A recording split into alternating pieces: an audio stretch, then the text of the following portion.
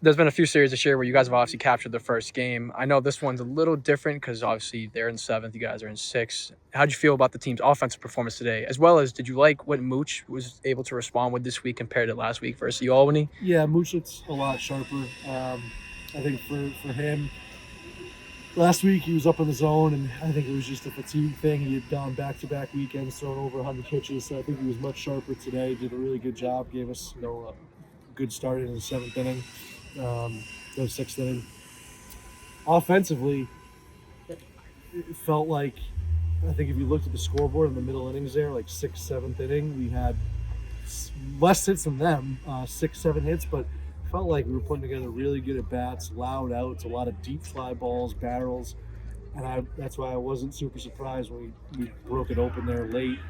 I thought we at the plate today were really good all day, really good. The final score is something that you like.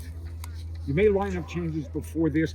Did you get out of your lineup what you hoped to get with the changes you had made? Yeah, I think we lengthened our lineup a little bit by moving some guys back. It's like a situation. I look at Rowan. We brought Rowan from the 2 spot into the 7 spot. He gets a single to extend an inning, and then he has an opportunity to move runners over with a sac bunt, and we end up scoring those runners. So I think, and then Zach Scott, we moved him up, and I thought he had 3 really good at bats. So switch some guys around, and it worked out today. Hopefully, it works out tomorrow. Did you talk to people about their approach during the last few days? I mean, Dan DC is really the guy that harps on that stuff, and he's just so prepared with everything he does offensively with the hitters, and I know it's easy for me because I get to stay hands off, and I just trust him. The hitters have a very good approach all the time. They're really consistent with it, and DC provides them really good information, and they executed it. I mean, the best part about this is every guy in the order gets a hit, and 7 guys in the order get RBIs. Yeah, I mean, top to bottom was really good. Yeah. And, you jump them for four runs in the first, which is nice. And then again, we kind of went quiet there in the middle innings, but it didn't feel like it. It felt like offensively every inning we were putting together good at bats. But yeah, I mean, up and down the lineup, it was a really consistent day offensively. You want to blow the game open at some point. You do in the bottom of the 8th inning. We've had games this year where we've had leads and we just haven't been able to, supply the knockout punch. You got that today. Yeah, I think the energy in the dugout, on the field, how we played was really consistent, was high all day. They did a good job. They did a really good job. The other thing I want to talk about is pitching staff.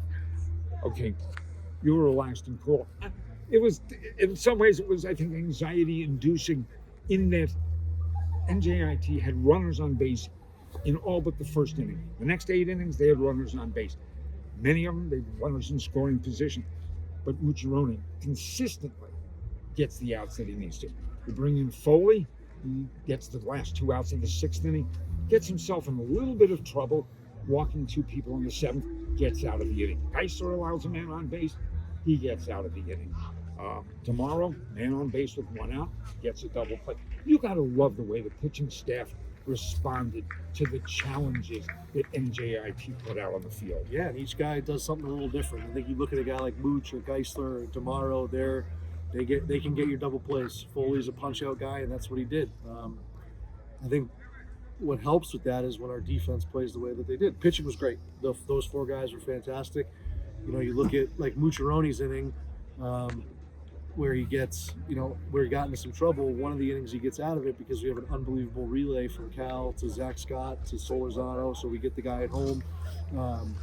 Foley gets his punch out, and then he gets the fly ball to left where Cal makes another really good play on that ball to end the inning. And then tomorrow and Geisler, I think Zach Scott played fantastic today at shortstop and was aggressive, got the ball, attacked the baseball. We get a big double play there at the end. When pitching is good, defense typically is on their toes and they play better. And when the defense plays better, the pitchers are more confident to fill it up. So it correlates. With Foley, is it arm slot? No, I think for him, he's a guy where he's really suited for the bullpen. And when he sees a team 1 time through, 2 times through, his stuff is overpowering. And then whether it's guys see him more than 1 time, I don't know if it's an arm slot thing. I think he's really effective